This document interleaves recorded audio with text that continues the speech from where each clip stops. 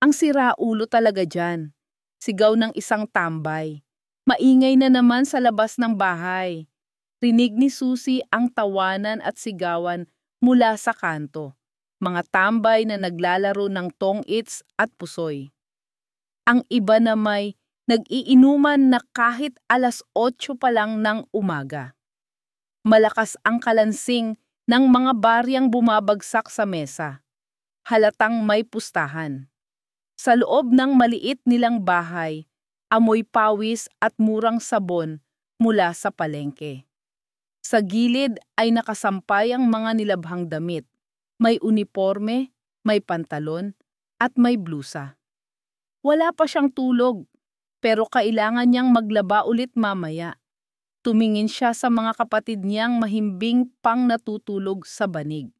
Mga payat, marurumi ang mga paa at halatang gutom. Kumain na tayo, mahinang sabi niya habang tinatapik si Nina, ang bunso nilang 7 taong gulang. Ate, may ulam ba? Halos pabulong na tanong ni Nina. Nanginginig pa ang boses. Napalunok si Susie. Nakatingin siya sa kalderong halos walang laman. Kanin lang, matigas at malamig. Wala man lang asin. Kain ka muna, ha? Mamaya, pag may kita si ate, bibili tayo ng sardinas. Sige po, sagot ng bata. Ate, bakit palagi na lang tayong walang ulam? Ang hirap naman ng ganito. Malungkot na sabi ni JC, ang 11 taong gulang na kapatid nila. Maya-maya pa, narinig nila ang mabibigat na hakbang mula sa labas. Susie, may pera ka ba dyan? Sigaw ni Elna, ang kanilang ina. Napatayo agad siya. Amoy alak na naman si Elna. Nakapambahay pa rin pero may lipstick, parang bagong lagay. Wala po, Nay. Kakabili ko lang po ng bigas kagabi. Di yun ang tinatanong ko. May pera ka o wala? Pasigaw na sabi ni Elna. Tiningnan siya ng masama ng ina. Saka naglakad paikot sa maliit nilang kusina na parang may hinahanap. Aba, ang dami mong nilabhan ah. Baka naman may bayad ka na dyan. Magpahiram ka muna. Isusugal ko saglit para madoble. Mananalo ako nito, nakangising sabi ni Elna. Napabuntong hininga si Susie. Sanay na siya sa ganitong eksena pero hindi pa rin nawawala ang kirot sa dibdib. Nay naman, sugal na naman po. Wala na nga tayong makain eh. Wag kang reklamador. Alam mo bang pag nanalo ako, makakabili tayo ng manok, bigas at sardinas? Eh kung hindi ako tataya, paano tayo aasenso? Tanga ka rin eh. Napalakas ang sigaw ni Elna. Hindi na sumagot si Susie. Ang asenso na sinasabi ng nanay niya, lagi namang nauuwi sa pagkatalo. Bago pa siya makapagsalita ulit, pumasok ang tatay nilang si Dagul. Amoy alak, pawis at sigarilyo. Anong ingay to? Elna, anong problema mo? Wala. Itong anak mo si Susie ayaw akong bigyan ng pera. Ha? May pera ka pala, Susie? Wala po talaga, tay. Wala pa pong bayad si Aling Girabang po. Papamawang bayad si Aling Mercy sa labada ko. Biglang hinampas ni Dagul ang mesa. Dahilan para mahulog ang kutsarang hawak ni Susie. Huwag kang palusot dyan. Lagi ka nalang may dahilan. Puro ka palusot. Pinagdadamutan mo ba kami ng nanay mo, ha? Kinuyom ni Susie ang kamao niya. Gusto niyang sumigaw. Gusto niyang sabihin ang lahat ng sakit na nararamdaman niya, pero paano? Magulang pa rin niya ang kaharap. Wala talaga akong tinatago, tay. Aba, bastos ka ha. Sasagot-sagot ka na sa amin. Sigaw ni Elna, sabay sabunot sa buhok niya. Marahas, nabitiwan ni Susie ang pinggang hawak. Ate, sigaw ng bunso, sabay takbo palapit. Nay, tama na po. Halos umiiyak na pakiusap ni Susie, pero lalo lang humigpit ang sabunot ni Elna. Kung hindi dahil sa akin, wala ka sa mundong to. Akin lahat yan, pati yung kinikita mo.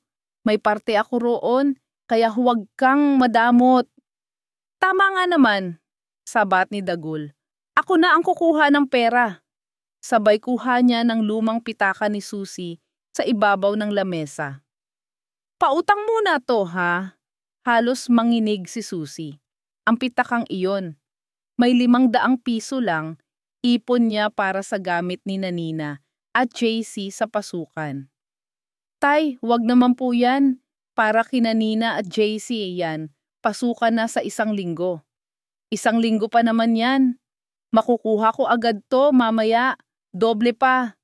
Hinablot ni Dagul ang pitaka at lumabas ng bahay, isinara ang pinto ng malakas. Naiwan si Susie, tulala. Magulo ang buhok, naninikip ang dibdib. Lumapit si Nina, umiiyak, kasunod si JC. Ate, wala na yung pera mo. Pilit siyang ngumiti. Okay lang, Nina. Maghahanap ulit si ate bukas. Hindi ko kayo pababayaan ni JC. Hindi pwedeng pumasok kayo sa school na walang gamit. Kalmado niyang sabi, sabay punas ng luha at malalim na hinga. Kain na tayo ha, baka lumamig pa itong kanin. Habang pinupuno niya ng tubig ang baso ni Nina, tahimik siyang nangako sa sarili. Hindi siya magiging katulad ng mga magulang nila. Hindi siya magiging sugarol, lasengga, o tamad. Kahit gaano kahirap, gagawa siya ng paraan. Para sa mga kapatid niya. Para sa sarili niya. Pagsapit ng gabi, tahimik na ang paligid. Sa labas, tanging huni ng kuliglig at tawanan ng mga lasing sa kanto ang maririnig. Sa loob ng maliit nilang bahay, madilim ang kwarto ni Susie. Isang lumang kama lang ang higaan nilang magkakapatid at manipis na tela ang nagsisilbing kumot. Nakahiga na sina Nina at JC. Pare-parehong payat, butot balat at nakapikit pero halatang hindi mahimbing ang tulog. Tinitigan ni Susie ang mukha ng bunso. Nakalabas pa ang tiyan sa suot nitong luma at butas na sando. Mahina itong humihilik. Pinigilan niya ang pag-iyak pero kusa na lang pumatak ang luha. Bakit ganito? Bakit kami pa yung ganito kahirap? Bakit ganito ang buhay na meron kami? Bulong niya habang hinahaplos ang buhok ng kapatid. Sa labas, narinig niya ang mga boses ng mga magulang nilang nagsisigawan. Pero nagbibiruan pa rin sa gitna ng sugalan. Hindi man niya nakikita, alam niyang nag-iinuman na naman ang mga ito. Alam niyang ubos na naman ang perang pinaghirapan niya. Umupo siya, sinapo ang mukha at napahikbi. Mula pagkabata hanggang ngayong 23 taong gulang na siya, puro problema na lang ng pamilya ang iniintindi niya. Mga bagay na dapat sana ay mga magulang niya ang gumagawa ng paraan. Hindi man lang ba nila naisip kung kumain na kami ngayong gabi? Hindi man lang nila naiisip na para sa gamit ng kapatid ko yung perang yon. Umiiyak niyang sabi. Hinila niya ang lumang kumot at itinaklob sa mga bata. Nilapitan niya si Nina, hinalikan sa noo. Pasensya na ha, kung hindi na naman tayo kumain ng maayos ngayong gabi. Promise, bukas maghahanap ulit si ate ng labada. Hindi gumalaw ang bata. Tanging paghinga lang nito ang maririnig. Sa labas, biglang sumigaw si Elna. Dagul! Akin na yung baryang panalo ako! Sinundan pa ng halakhak ni Dagul. Napayuko si Susie, saka pinisil ang sariling mga kamay. Pera lang talaga ang alam nila. Hindi man lang nila alam kung paano magmahal sa mga anak nila. Bulong niya. Tumingala siya sa kisame. Butas, may mga alikabok at sapot ng gagamba. Pumikit siya, iniisip kung paano kaya ang buhay ng ibang pamilya. Yung may hapunan sa mesa, may nanay na nag-aalaga, at may tatay na may trabaho. Sa kanila, wala. Lahat, responsibilidad niya. Pinigilan niyang humikbi ng malakas para hindi magising ang mga kapatid. Pero bumigay rin siya. Tumulo ang luha sa manipis na kama. Ayoko na, parang hindi ko na kaya, pero kailangan kong lumaban para sa mga kapatid ko. Mahina niyang sabi sa dilim. Wala siyang masandalan, wala siyang mapagsabihan ng bigat ng dibdib niya. Pero pinangako ni Susie sa sarili, hindi siya papayag na ganito na lang habang buhay. Kung sakaling may pagkakataon para makaalis sa hirap, para maranasan nila ang ginhawa, hindi niya palalampasin. Lumipas ang 1 linggo. Maaga pa lang, rinig na ni Susie ang sigawan sa labas. Hindi pa man siya nakakalabas ng bahay, may malakas na kalabog na agad sa pinto nila, parang gigibain. Sino yan? Sigaw ng nanay niya, garagal pa ang boses, halatang kakainom lang kagabi. Mula sa labas, sumagot ang isang lalaking may malalim at matigas na tinig. Si Cardo to! Yung pinagkakautangan niyo, Elna! Lumabas kayo ni Dagul dyan! Kailangan nating mag-usap! Nagkatinginan sina Susie at ang dalawa pa niyang kapatid. Agad na kumapit si Nina sa braso ni Susie. Ate, sino yon? Hindi ko kilala pero tahimik lang ha. Huwag kayong maingay. Lumabas si Elna, sumunod si Dagul, na halatang bagong gising, amoy alak pa rin kahit umaga na. 3 linggo na kayong hindi nagbabayad Huwag niyong sabihing wala pa rin kayong pera. Inis na sabi ni Cardo. Cardo, sandali lang. Palusot ni Dagul.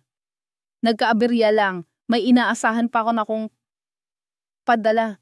Tumawa si Cardo. Isang nangising nakakainis, halatang hindi naniniwala. Padala, 3 linggo niyo na akong pinapaasa. Kung hindi niyo mababayaran ngayong linggo, ipapapulis ko na kayo. Ipapakulong ko kayong dalawa. Utang kayo ng utang pero hindi marunong magbayad. Galit na galit ang boses ni Cardo.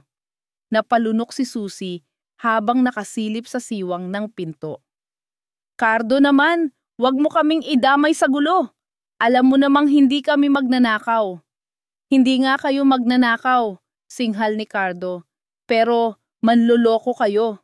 Alam mo bang may interes na tong utang nyo? Hinampas ni Cardo ang pader. Dahilan para mapasigaw si Nina sa loob. Nate, magbayad na lang po kayo. Baka totoo yung sinasabi niya. Pakiusap ng bata.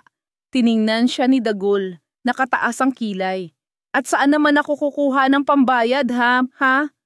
Hindi na nakasagot si Susie. Ilang sandali pa, umalis si Cardo.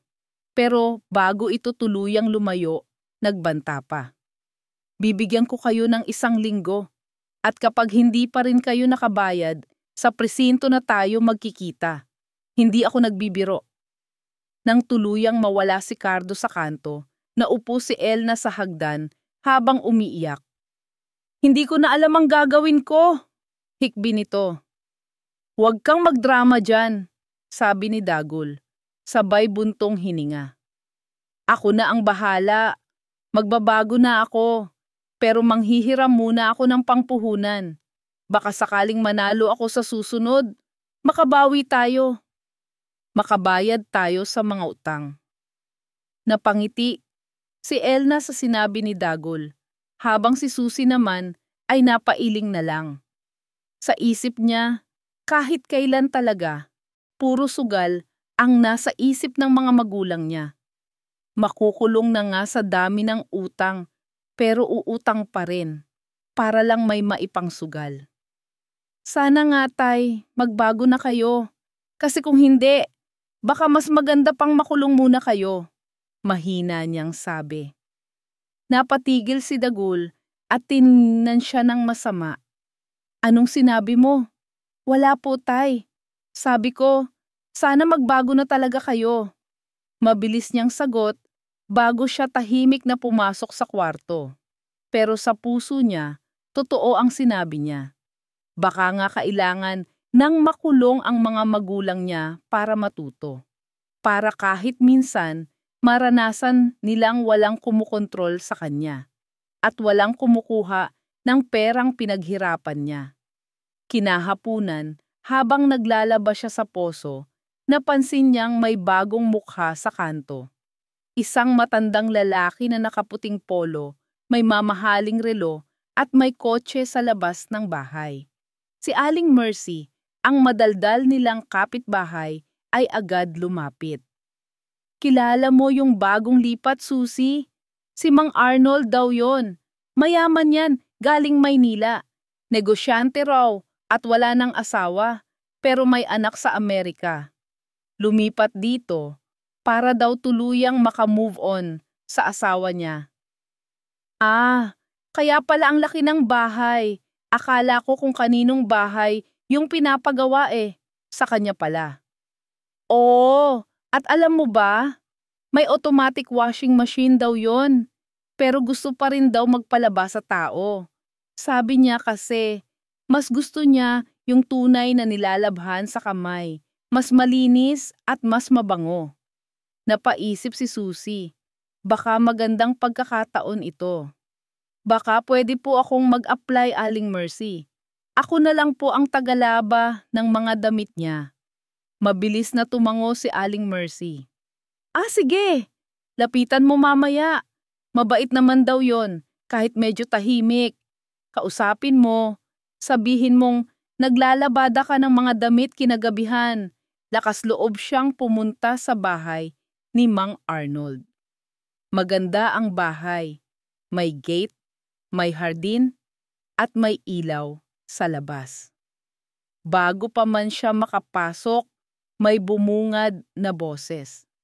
Oh, iha, may kailangan ka? Matanda nga ito. Maputi na ang buhok, pero halatang alaga sa sarili. Bakas pa rin sa mukha niya ang kakisigan.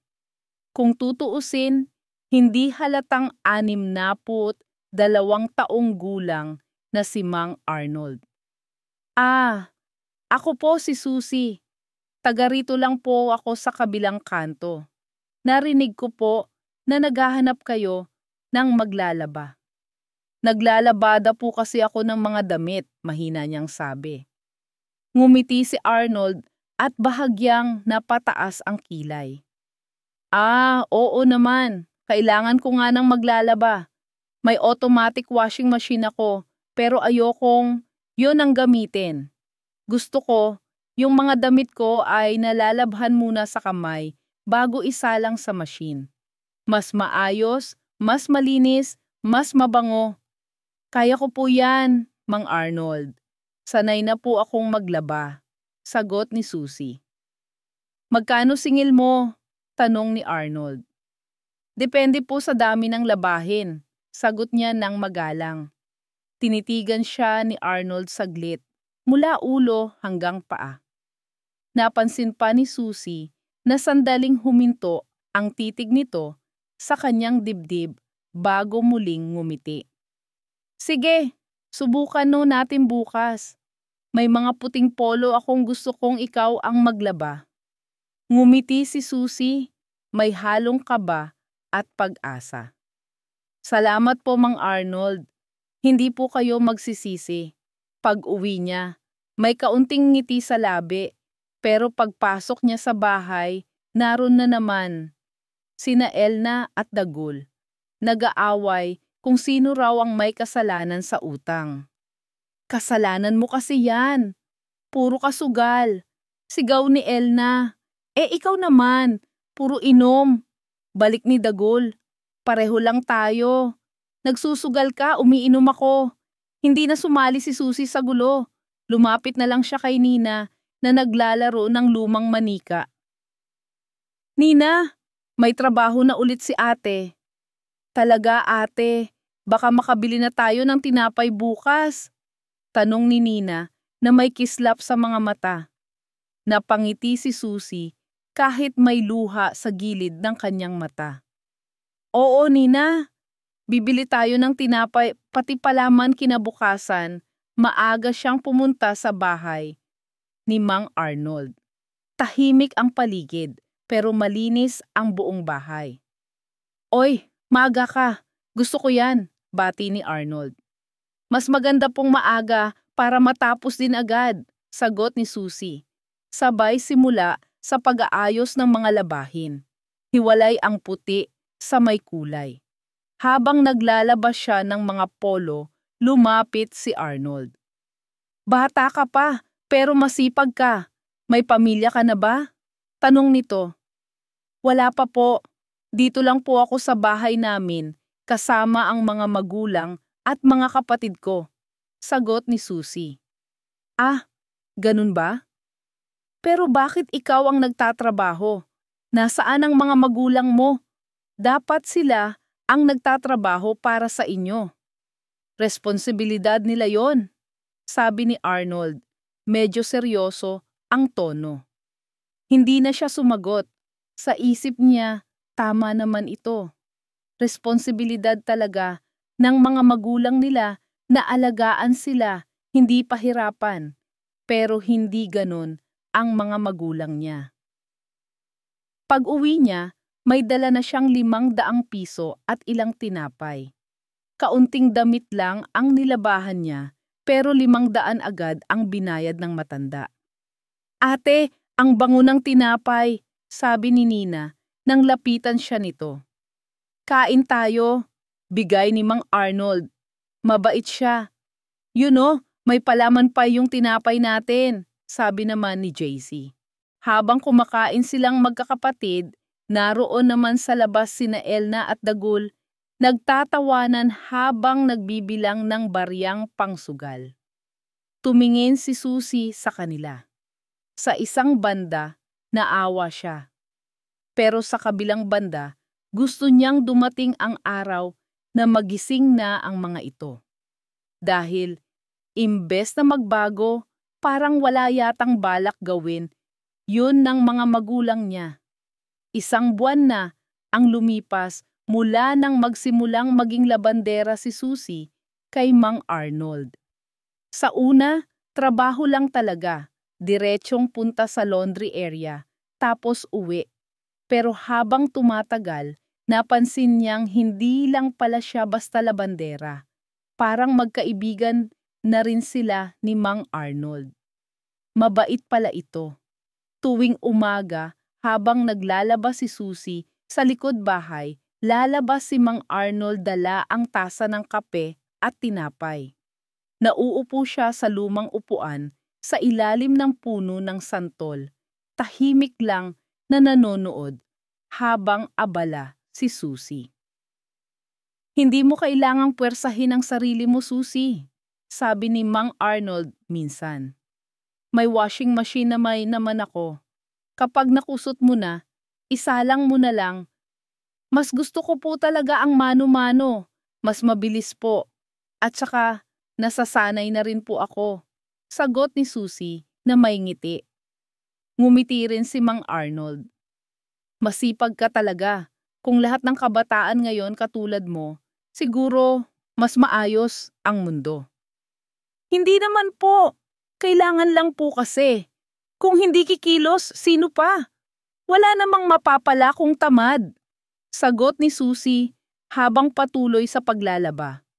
Pagkatapos ng trabaho, palagi siyang binibigyan ni Mang Arnold ng merienda. Tinapay, kape, buko pie, cake, kung ano-ano pa. Palaging busog si Susie kapag galing kay Mang Arnold. Isang araw, habang nagkakape sila, napansin ni Arnold na tahimik lang si Susie, parang may iniisip. May problema ka ba, Susie? Tanong ni Arnold. Hindi agad sumagot si Susie. Tinitigan lang niya ang tasa ng kape sa mesa. Wala naman po. Ewan, siguro pagod lang. Hindi ako naniniwala dyan, sabi ni Arnold, habang nakatingin sa kanya. Iba ang itsura mo ngayon. Parang may bumabagabag sa'yo. Ang lungkot ng mga mata mo, napabuntong hininga si Susie. Tapos, ngumiti ng mapait. Mang Arnold, minsan naiisip ko, bakit ganun yung mga magulang ko? Sugal at alak lang ang nasa isip nila. Wala nang pakialam kung kumain na ba kami o hindi. Minsan nga naiisip ko, sana makulong muna sila kahit sandali para matuto. Natahimik si Arnold, pero halata sa mata niyang nakikinig talaga siya. Hindi katulad ng ibang matatanda sa lugar nila na puro pangaral. Si Arnold, marunong makinig, hindi nagsesermon. Hindi ko alam sa kanila, sagot ni Arnold. Pero minsan, may mga taong talaga lang naliligaw ng landas. Ang magagawa mo lang, huwag kang sumunod sa yapak nila. Hayaan mo sila. Kapag nagkapamilya ka at naging magulang, huwag na huwag mong gagayahin ang ginawa nila. Tumango si Susie. Pero ang hirap po, parang ako lang ang umaako ng lahat. Hindi pala parang ako talaga, kasi ikaw yung may puso. Ikaw yung mabait na anak, sagot ni Arnold na may ngiti. Pagkatapos ng usapang iyon, napansin ni Susie na tuwing natatapos siyang maglaba, laging sobra ang bayad ni Mang Arnold. Kung 500 lang dapat, nagiging 1,000. Kung 1,000 lang dapat, nagiging 2,000. Mang Arnold, sobra po, apoto, sabi niya na minsan. Bonus yan, sagot ng matanda. Mabigat ang trabaho mo, malinis pa. At saka, hindi mo alam kung gaano ako natutuwa sa kabaitan mo. Hindi na siya kumontra pa. Lagi na lang niyang pinagpapasalamat sa isip niya na may taong tulad ni Arnold. Tahimik pero maaasahan, mabait at totoo. Pero syempre, sa lugar nila, walang lihim na hindi nabubunyag. Lalo na kung may kapitbahay na tulad ni Aling Mercy. Isang hapon, habang naglalaba si Susie, lumapit ito sa kanya. Dala ang timba pero mas abala sa pang-uusisa kaysa sa tubig. Uy, Susie, balita ko ha, parati ka raw sa bahay ni Mang Arnold. Opo, doon po ako naglalaba. Madalas po siyang magpalaba. Siguro mga 2 o 3 beses sa isang linggo. Paulit-ulit lang na damit? Tanong ni Aling Mercy na may nakakalokong ngiti. Ah, ganun po talaga. Mga paborito siguro niya yon, sagot ni Susie nang mahinahon. Bakit daw parati kang inaabutan ng pera kahit tapos ka na maglaba? Singit ulit ni Aling Mercy. Aling Mercy, bayad po yon. Ano ba naman yan? Alangan namang walang bayad ang paglalaba ko, di ba? Sagot ni Susie sabay pilit ng ngiti. Aba kung natigilan si Aling Mercy, pero halata sa mga mata niya ang mapanghusgang kutob.